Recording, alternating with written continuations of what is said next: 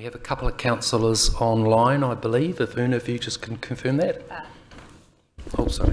Yes, we do. We have Councillor Wang and Councillor Brown online. And the councillors sitting, you're welcome to come and sit at the table if you so choose. So over to you guys. Okay, just noting that this meeting is live streamed, and if we could turn off our mobile phones so we don't get interrupted.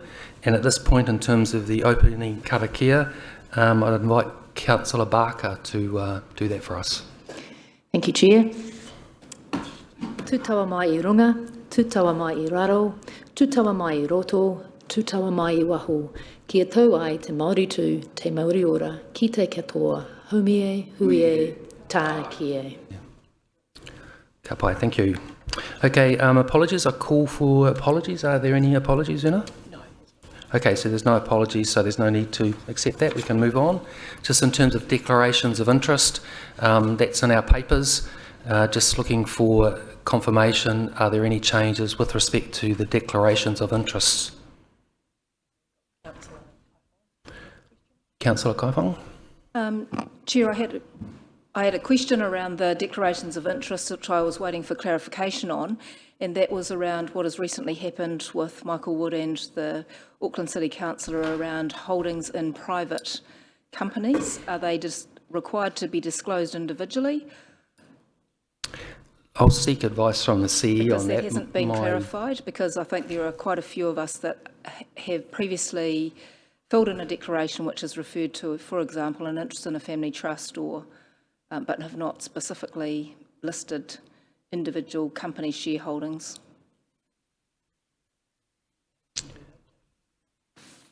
Sorry, Una, that should be declared? It should be, yes.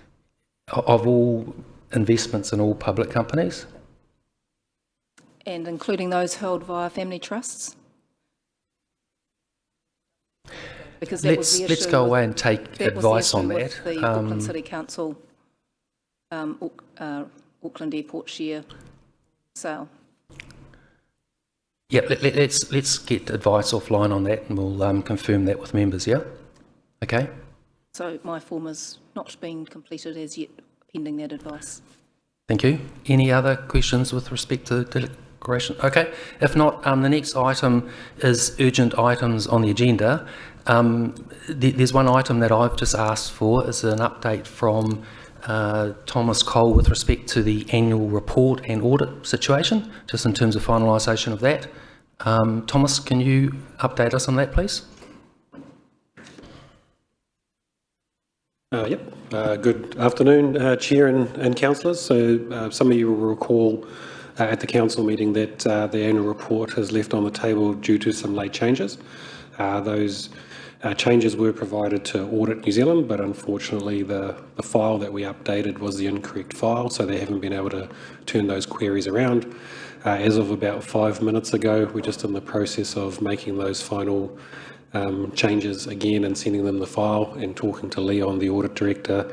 They'll be in a position pretty quick as soon as they've received that to turn it around and give clearance. So thanks, Tom. It sounds like we're very much in the home straight, and we'll have on our next meeting basically the auditors in attendance in terms of the management report, and also be discussing the sort of audit arrangements for 2023. Correct, yes. Yep, cool. Yep. Thanks, Thomas. Any questions for Thomas with respect to that? No, thank you. Any other urgent items? Councillor Barker? Sorry, Chair, this is not an urgent item, but I just wanted to go back to the interest register. Oh, yes. I too will need to register some interests, shareholdings. Yep. And not on that list. Yep. No, that's cool. So we'll get the advice, and then councillors can respond accordingly. Okay. So now just confirmation of the minutes of the meeting of 27 July 2022.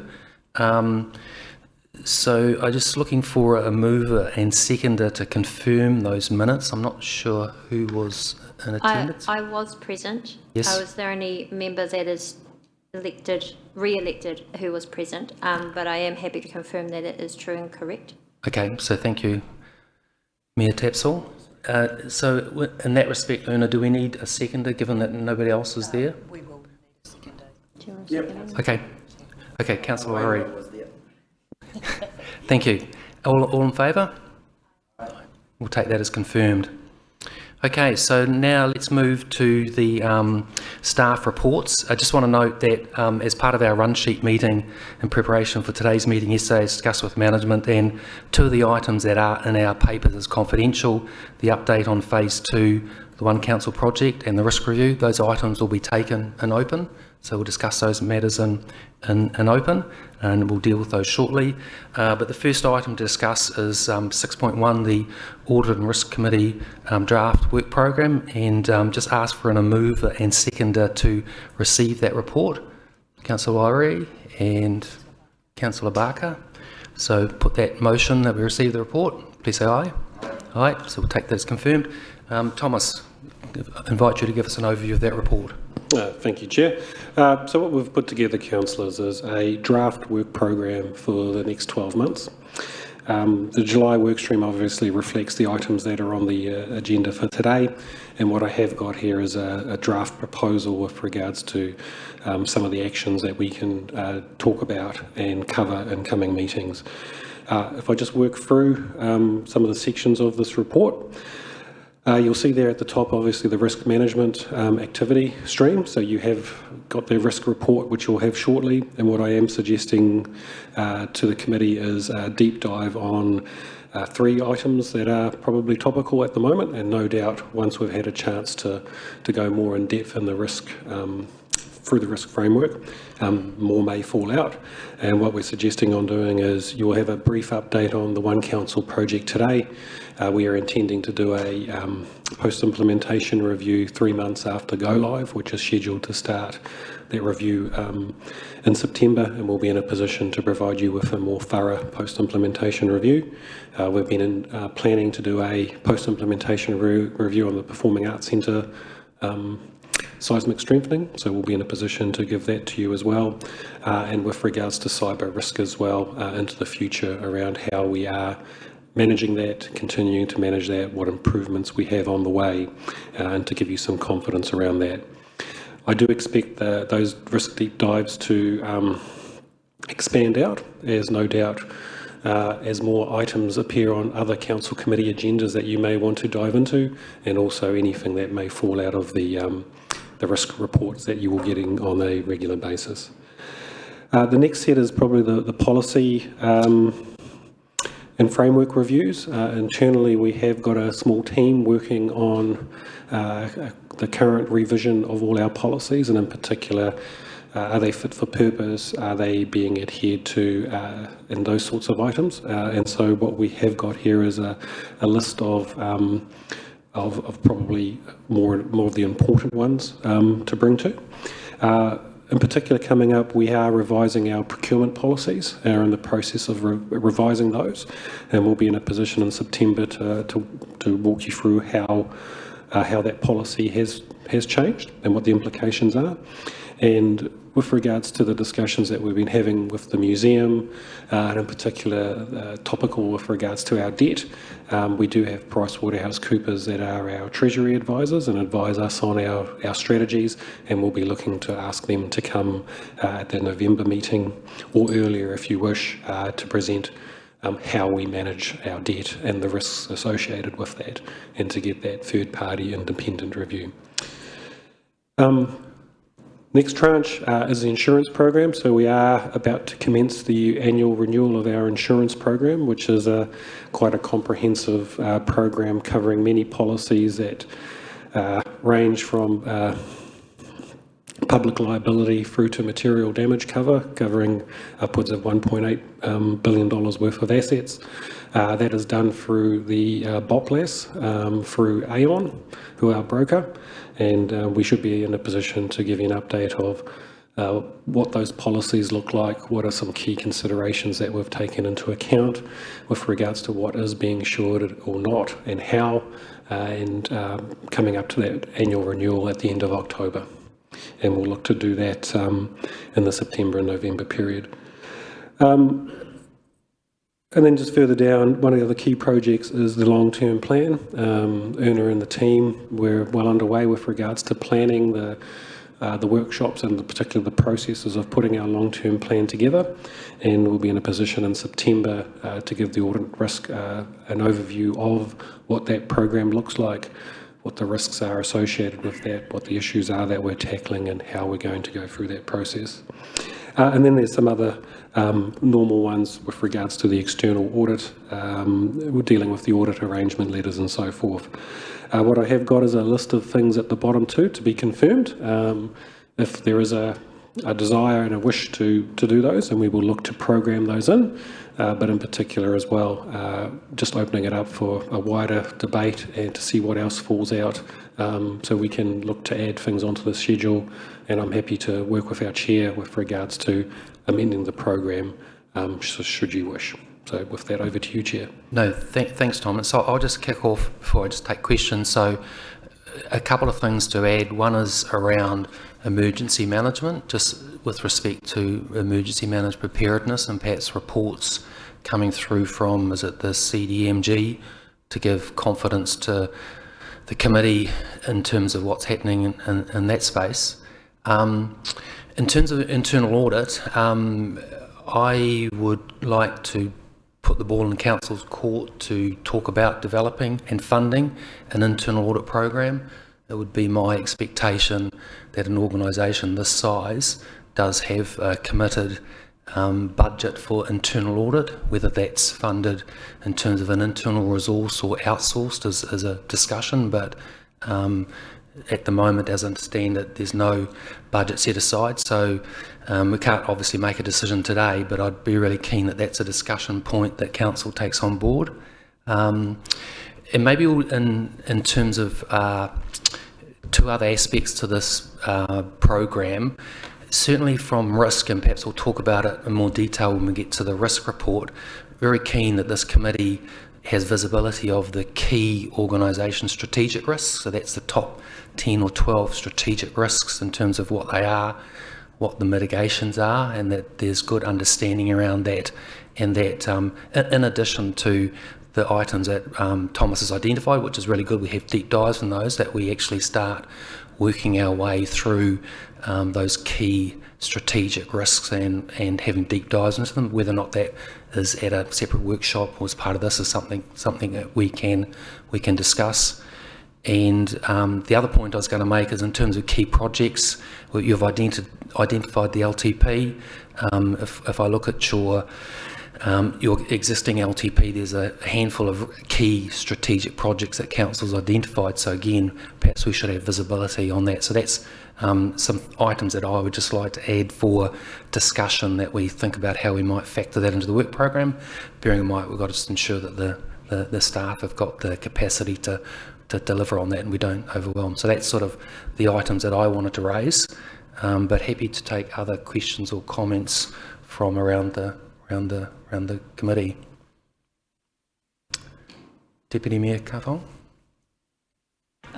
Thank you, Chair. It's just a question around the delegations. Does that include the financial delegations to staff? And if so, could that potentially be brought forward, given that I'm not sure, are we still operating under the, I know you said you were going to change procurement, but are we still operating under the model where we're trying to ensure that you're across all of the outgoing expenditure? There is no intention to lift the overall financial delegations of officers, but there is an intention to change some of our procurement practices with regards to the ability to go more directly towards preferred suppliers and changing the thresholds. And with regards to those thresholds of when you can get quotes versus formal RFP processes and when you can go to preferred suppliers, we are trying to align ourselves more with the Waikato Lakes Councils with regards to the thresholds that they've set. So that's the intent of the policy. With regards to the question that you had, at the moment I am still continuing to continue on with the process that we put in place towards the end of last financial year with regards to final approval across our expenditure. That still means our staff and officers have financial delegation and they are able to engage contractors. What it just does mean at the moment is they need my approval before they can go and do that. I have been in discussion with our finance director. We did that with regards to managing the financial outcome of the previous financial year. We've had some interesting learnings and observations from that, and I'll be working with David, our Finance Director, with regards to sharing of that process, just with a view of improving our procurement practices going forward. Does that satisfy your question? Chair, I suppose the question just around the financial delegations was to know what was potentially coming up, which had been perhaps authorised by staff members previously, which not everyone was aware of, and if I could use the example of a recent sporting event.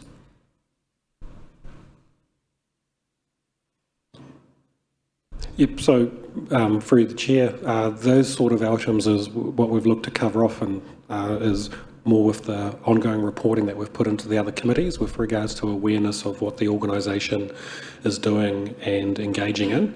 And it was the understanding that that process would give the councillors a more understanding of those issues.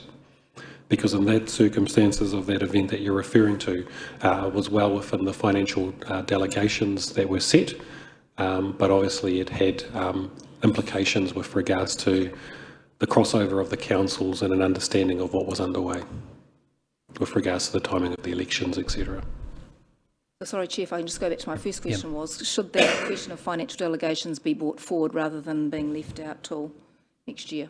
Yeah, so that's what you're asking for, to bring that from March 24 to an earlier meeting. So, Thomas, did you indicate that there's work happening with respect to review of that policy? So that's why it's sitting at March rather than bringing it forward earlier? That is correct. We're currently working on that and putting a new draft together for implementation, yes. So just want to check that that satisfies the councillors, whether or not you're happy to wait till March or you prefer to ask staff to escalate that to bring that earlier. It comes down to a capacity issue. I understand the issue that the Deputy Chair is raising, and it might be, well, I'll take this discussion offline with regards to seeing as to explaining the two and seeing as to whether it resolves the issue that she has. If the committee wishes, we can bring forward that financial delegations, and that was again one of the purposes of this discussion, to see if that was. So perhaps we bring that forward to November. Would that work for you, Thomas? You getting nods? Yes, yes. Mayor Tapsell? Thank you. I do have a question after, but just around that discussion, I would certainly support it. And I think the issue that we do have is we have a very new council. However, the organisation in many ways is still operating based on what has been set previously, what has been approved previously, and certainly what the priorities were previously. We now have a new set of priorities, and so we would like to see those come through and be prioritised within the work stream specifically too. The question that I did have, if I may, through you, Mr. Chair, is just around, obviously the museum is one of the most significant infrastructure projects, that bathhouse building that this council will invest in or would need to invest in one way or another. Just not sure how that fits into here. I can see the risk deep dives in Shimpak as an example, but not sure how we will manage the risk around that, given there is a significant amount of financial risk, but also reputational risk if the project doesn't go well. Thomas, do you want to respond to that? Yeah, so we are currently, well, we've just completed the 4 workshops with the councillors where we've explored that. The intention of those workshops was to do those deep dives into each of those individual risks with regards to the construction contract, the funding, the debt, etc. We believe that those risks have been adequately covered within those workshops. However, it is up to the council as to whether there is additional information required, but the intention is, following on from those workshops, to wrap that up into a decision-making paper that will go through to council next month. So, and if I could add, like my point before around where we've got key project updates, I would expect when I said that we should add to this list that the museum would be top of that list, so that we would have a handful of what we perceive as key strategic projects that we have visibility at this committee, particularly with respect to the risk management aspect of those projects. Yeah. I totally agree. That satisfies your question, Mayor? Are there other questions around the table with respect to the work plan? Councillor Wairau. Chairman, Thomas, thank you. Just around the the list of TBCs here. Is there a reason in particular, the tax compliance place, is there a reason why we haven't firmed that up yet?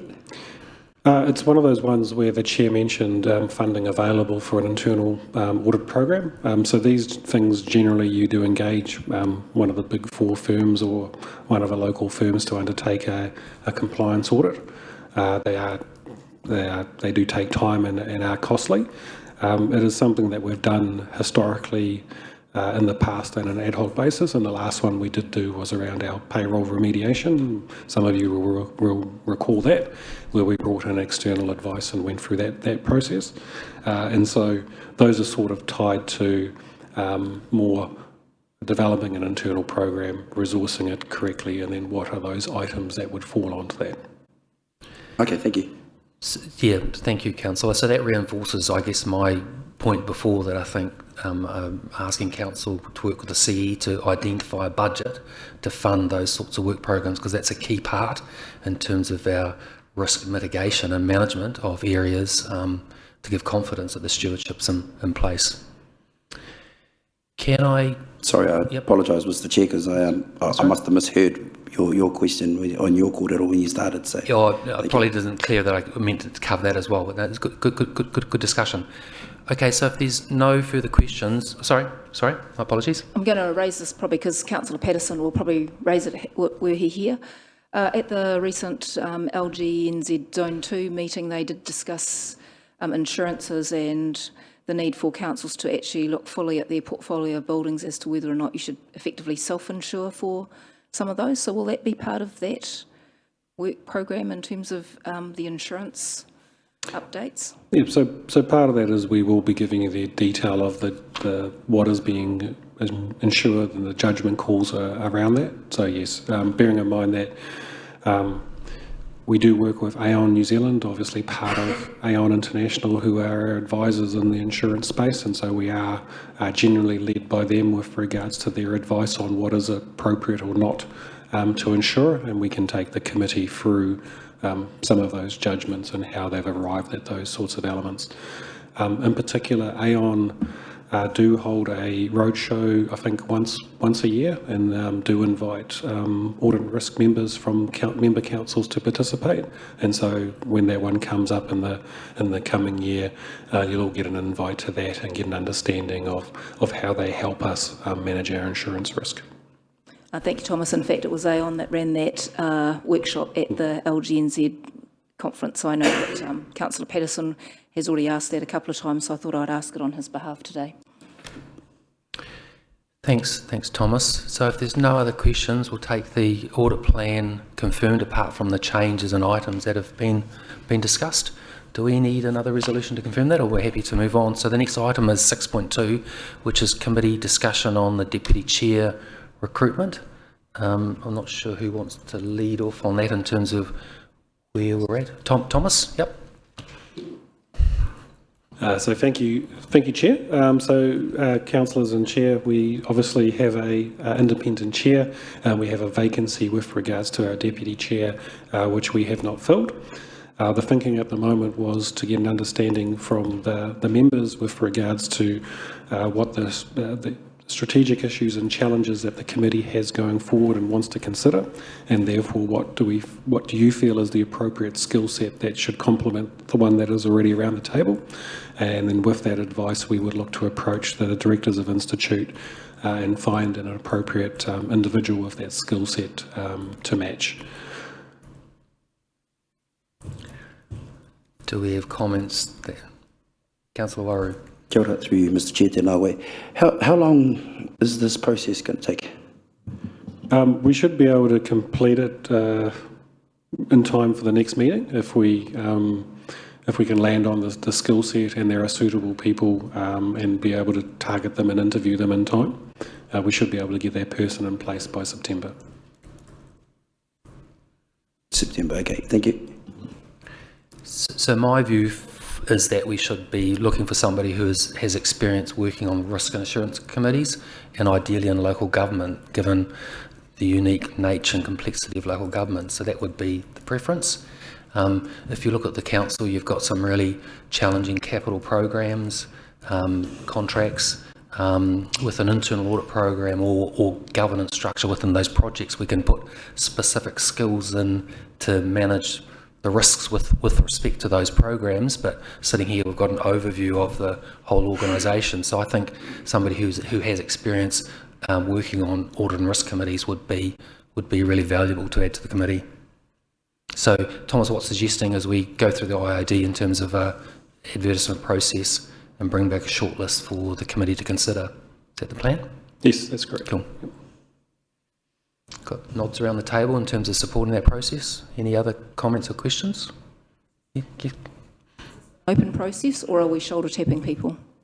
What's the process that we're using to identify this, given that we've previously gone out with a fairly wide skill set, which included audit and risk with very little response? My understanding from Thomas is that the proposal is to do that again, to have another round in terms of a recruitment process through IAD, which doesn't stop potentially shoulder tapping, inviting people to invite to that to apply to that process. Is that correct, Thomas? That's correct, and what we were hoping is to just narrow the scope a little bit. So I guess with regards to my thinking about what are the challenges that the council and the community faces ahead of itself, is that obviously we do have a heavy investment into our capital works program. We've got some rather large projects coming on board and decisions in front of us, and so is there a skill set around the delivery or implementation or monitoring of the capital works program, as an example. A second one for myself is around contracts management. We do, obviously pretty much all our capital works falls under contracts, and in addition to that, a number of our key services are delivered through contracts, and so wondered if there was an individual out there with a skill set with regards to significant experience in managing and delivering things under contracts, as to whether that would be a skill set that could complement around the table as well. And so that would be the two for me that stand out to myself. However, over to you. I think there are nods around the table that those skill sets would certainly complement around the table. So if we have a process that looks for somebody who has experience in audit and risk governance, but specifically also has experience in those areas, then I think that would be useful to target who we're after, yeah? Does that give you enough guidance, Thomas, or...? Yes, if the committee is happy with that. I guess it says nods, or yeah. Our preference would be obviously to have someone local, but in the absence of a local with that skill set putting their hand up, we would have to look to go external. Yeah, Tapsell. Thank you. Through you. That was like the exact same time. Perhaps if also before the advertisement goes out, that it can be circulated to the committee for us to just double check that it accurately reflects what we're looking for, and perhaps if there is anything that we think needs to be added at that stage. However, also preference would be local, but I suppose local from a regional perspective as well. There are only so many people in Rotorua, and some of those skills are very specific, and so I would still be open-minded if it was regional or closer. So, thank you. Thank you, Mayor. Councillor Aru. Tēnā koe, te mana. Just a point of clarification, really. So we're saying in September we will have someone in place, or we will be making a decision about someone in September? Thomas? Ideally, we'd like to have this person in place, bearing in mind that there is an advertising process, there's an interviewing process, and then it's the council that makes, obviously, would need to pass the resolution to appoint. And so if all those things can fall into place in time for September, yes, but there is, due to the nature of it, it could fall into the next meeting, yes. Thank you. And just one more question. So how long is the time that we're going to advertise? Generally, we do 2 to 3 weeks, if not 4. Yeah. Thank you. Okay. Thank you. Okay, if there's no more questions, let's move on to the next item, which is the update on phase 2 of the One Council project. Can I ask for a mover and a seconder to receive the report? Councillor Barker and Deputy Mayor Carfong's got a pen up, I think. Yep, cool, thank you. And so invite Suzanne Craig. So Suzanne, you're got a PowerPoint presentation for us to understand? No? Yes? Yep. Thank you, Mr. Chair. Yes, I do. And there it is.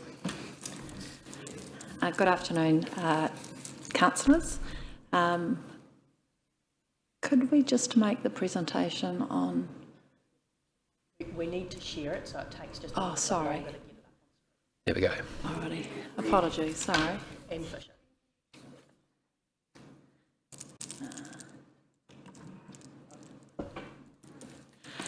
Well, like I said, good afternoon, Council. It's a pleasure to bring this report to you today. We're really excited with, we went live on 31st of May, as indicated to you all. From a project perspective, we felt that the go live went very well. There were a number of teething issues, and I'll just take you through some of those. In terms of access and permissions, they were less than expected but easily managed. It's really difficult sometimes to apply all access and permissions to the solution before we go live because people are changing roles, new people are coming on board, and we may not quite have the permissions exactly right. So there is a process to go through to make that change. As you would expect, and we have flagged this before, is there are some data issues that we will see. If we reflect back, there's probably 20 years worth in some cases where data has been brought across that sat in legacy systems and also current systems.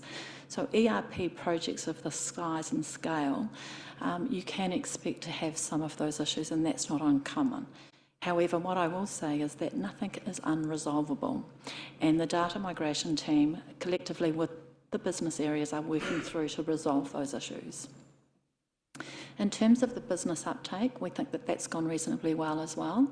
The business, when it says persisted when stuck, we have to remember that they're learning completely new business processes. When they walked in the door on the Thursday morning after go live, their whole world has changed. So things were taking a little bit longer. They were getting some challenges in terms of how do I do this business process that I've done for the last 5 years, and it looks different. However, we have got very good support from the project team and vendors, and I'll talk about that further on. Some of the staff have felt it's been quite overwhelming, and that's because through the close down period between the two systems, we had to do some manual processing of applications, and flight applications particularly, but catching up on work that we couldn't process through that period. So the staff not only are using a new system, but they're also inputting 5 to 6 days worth of work into the new system. So we could expect things to be a little bit slower. However, we're working through that very well at the moment. So the support that we've provided the business, from the beginning, we had vendor on-site support through the go-live period. We also had staff roaming the building, and we looked at the different impacted areas. So some of our business are high impact, some are low, and some are medium. Therefore, we supported the teams with regards to what level of support that they needed. The team were on site from our vendor. We also had our BAs sitting with the business in their areas, and we also had the subject matter experts, who we refer to as the SMEs, supporting their team members. That is still going now. We're 7 weeks, nearly 8 weeks in, and we are still supporting the business that way. We are setting up a number of training sessions. We say ECM refresher, and I'm sorry, we should have written that out. Enterprise Content Management, which is our document management system. That's quite significant because that impacts all of our users. So all of the 400 odd staff, we have trained them on how to save all of their documents. We've also migrated from our existing system, which was TRIM, into the ECM. We've provided just-in-time training. Just as a clarification on that, it's very difficult to train staff 4 weeks out before going live because they often need refresher courses anyway. So we did just-in-time training for some of those critical functions: invoicing, month, year-end, rates, animal licences, etc. We also provided a One Council help desk email so that we could have one point of contact for our business and one area where the project team could actually receive all of the issues or queries that were coming through.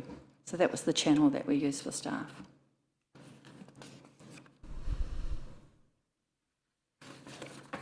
Focus and expectations post go live. We continue to support the business and also our portal users. And councillors, you may recall, we have worked with Infracore, with Smart Environmental and also Watchdog in terms of giving them portal access to be able to do their business within the system.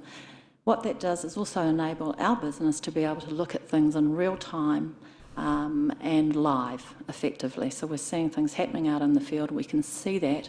We can then deliver that to our customers in terms of giving them actual information in real time.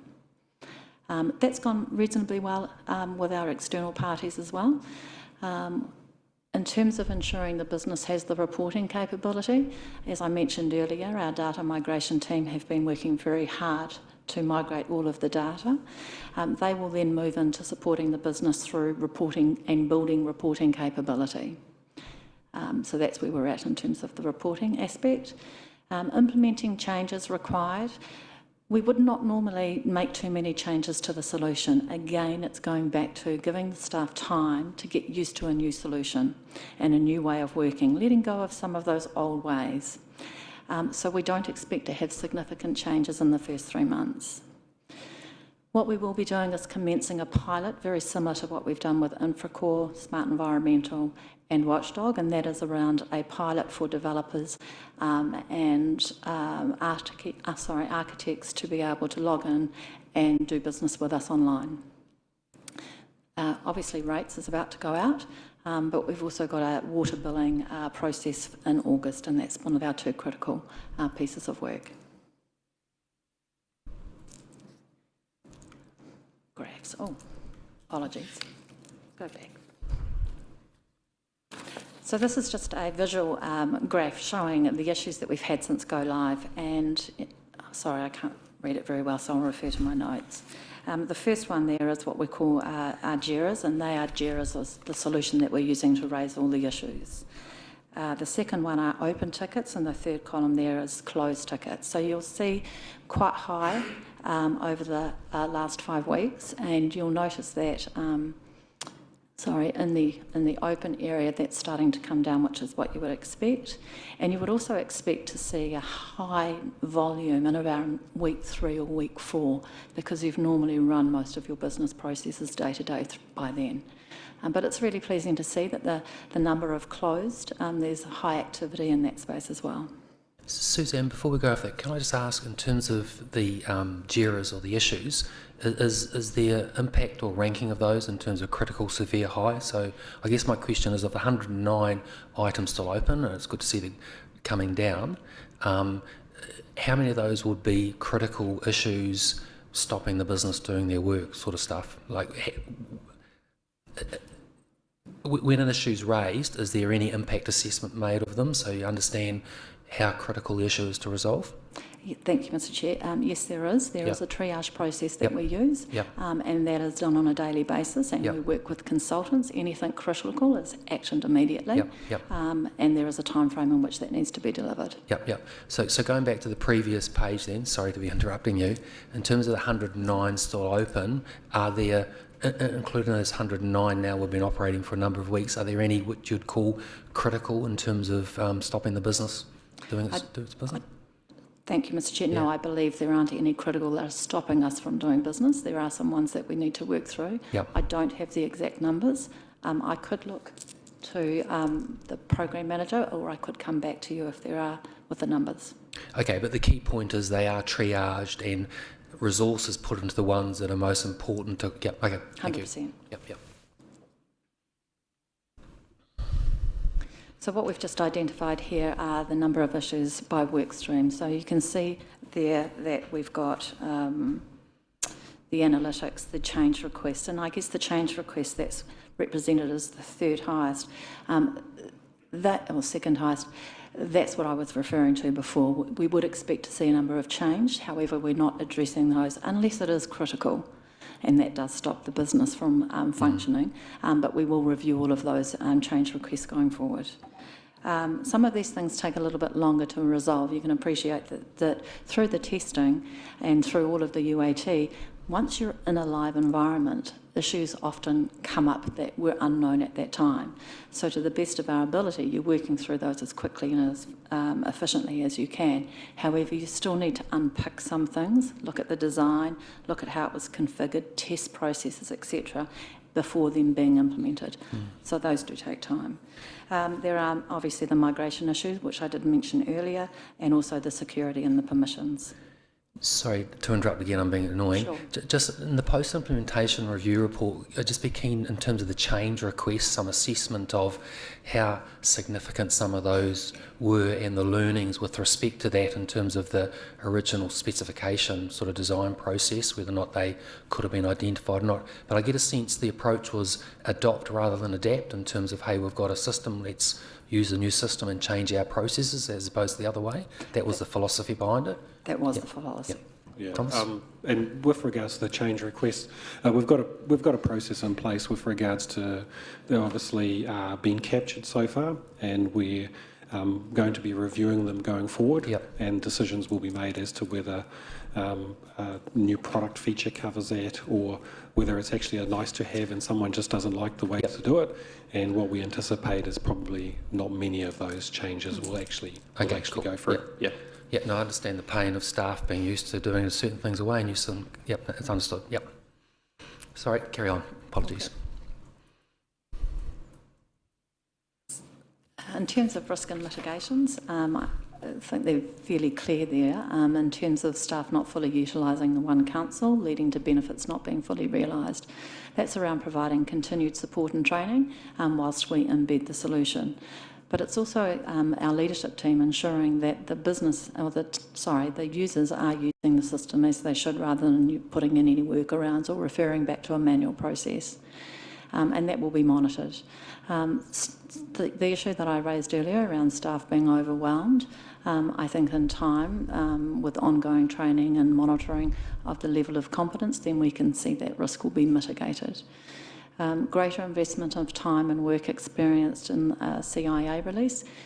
Councillors will recall that we have found ourselves as an early adopter, and some of the other products that we are implementing, or modules post-go live, we need to be really making sure that we're having the right conversations and unpicking things to ensure that any planning investment for future releases we are fully across. Any questions there? So can I just ask, in terms of the first two risks that now you've been live for what, 6 weeks, is that about 7 right? weeks, yeah. 7 weeks, that the assessment that those two risks are reducing? 100%, yeah. They are reducing. And it's not listed there, but the first quarter rate strike, time, has that been done, or that's about to be done, and the assessment of how well tested, prepared we are for that? I mean, so the rate strike itself in the system did take a lot longer than normal, which is no surprise considering it was the first time doing it. So to put a bit of context to it, something that normally would take 1 to 2 hours took 11 hours. It was supported by Technology One through their consultants. And a lot of that extra time was down to obviously running new processes. We've run parallel rate strike in ozone as well, and we've done a comparison against the two, and so we know therefore that they're very similar. And in addition to that, we've grabbed a handful of samples of different scenarios, so ratepayers that are in credit, ratepayers that pay by direct debit, ratepayers that have arrears, etc., and created a sample set. And the team have constantly checked and verified against those to make sure that it is working as intended.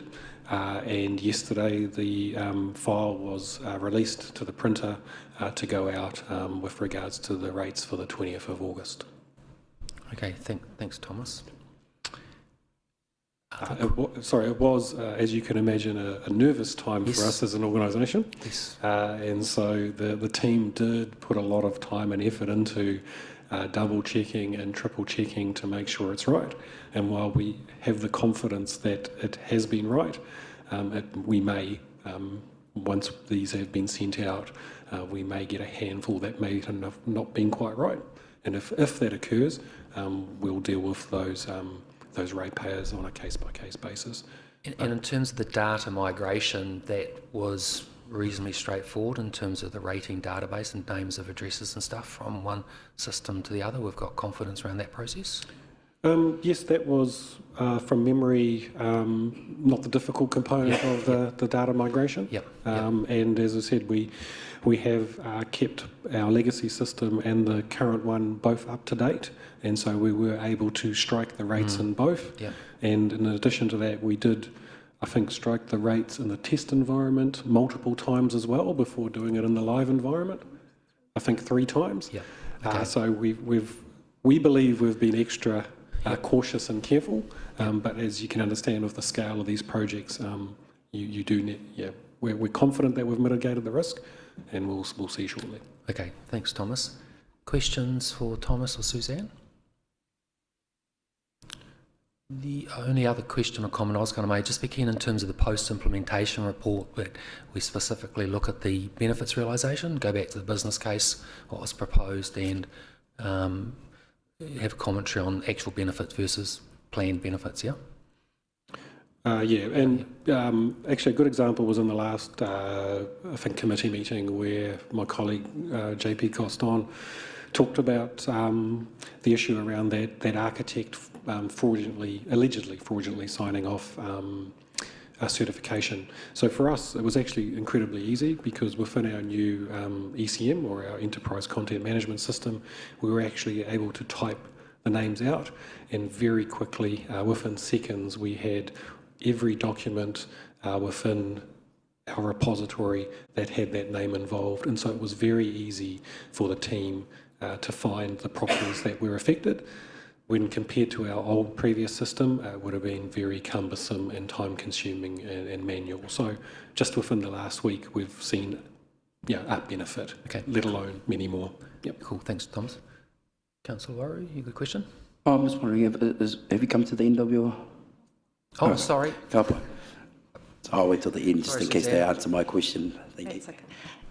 Benefits realised to date, I mean, you're absolutely quite correct, Mr Chair, in terms of the business case and looking at the benefits realisation, but we are receiving some already in terms of mobile capability within the field. As an example, our building inspectors go out in the field and they have checklists that they go through. Prior to the go live of One Council, that's all been done manually. Now they all have laptops and they're able to do that out in the field. We have access to the solution anytime, anywhere, on any device, and that's been a real benefit already being realised within the organisation. Other areas which are coming through as well is the manual work that we are doing in other areas as well, and that paper-driven process. When an application comes in, it should be staying completely automated right throughout the process. And we're seeing that in terms of the reduced paperwork that's coming out, the reduced scanning time that's required, and the availability to have that information within ECM straight away. In terms of future benefits, we've talked in the report around the number of releases that we are having around portals. So the first release one, we're obviously have completed that or embedding that down, and you'll see the other 3 releases that we've got scheduled. In terms of the Schedule 3 release, this is where we'll get the real benefits for our community. And I would say that, you know, a ratepayer will be able to have a registered login. They will be able to go in and see if they have an application for a building consent, if they want a limb property, if they want to have an animal. All of their interactions with council, they'll be able to see themselves. These are future releases, which we've indicated in our roadmap going forward. And there is the roadmap. What we have got there scheduled is a number of modules. We do recognise that with an LTP year, planning starting for that we need to look at the sequencing of these things, but also aligning any funding to these modules that we're looking to implement. These will further enhance our One Council solution in terms of further community portals, which is what I alluded to on the previous slide, but also capital planning and delivery in terms of looking at projects from initiation through to the completion, but also aligning that with our financial system as well. Obviously, human resources and payroll, so onboarding of staff, etc. These are just highlighting high level in terms of what these modules will bring the organisation. I'm finished. Thank you. Thanks, Suzanne. Questions?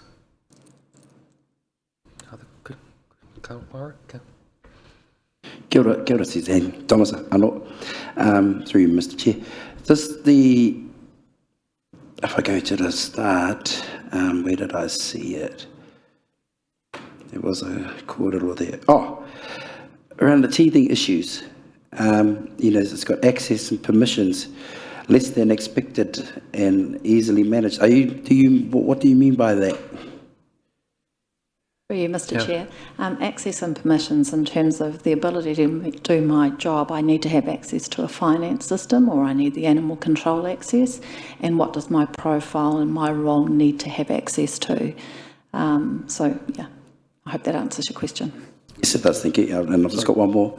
Around the roadmap, so we go to the roadmap, there's 2023, 2024, 2024, 2025, 2025, 2026 projects there going there. So is that to say that by 2025 to 2026, is that when we'll fully realise 100% the benefits of this kaupapa? Because there was a lot of time and effort and investment put into this to make it happen. Yeah, we're actually only using a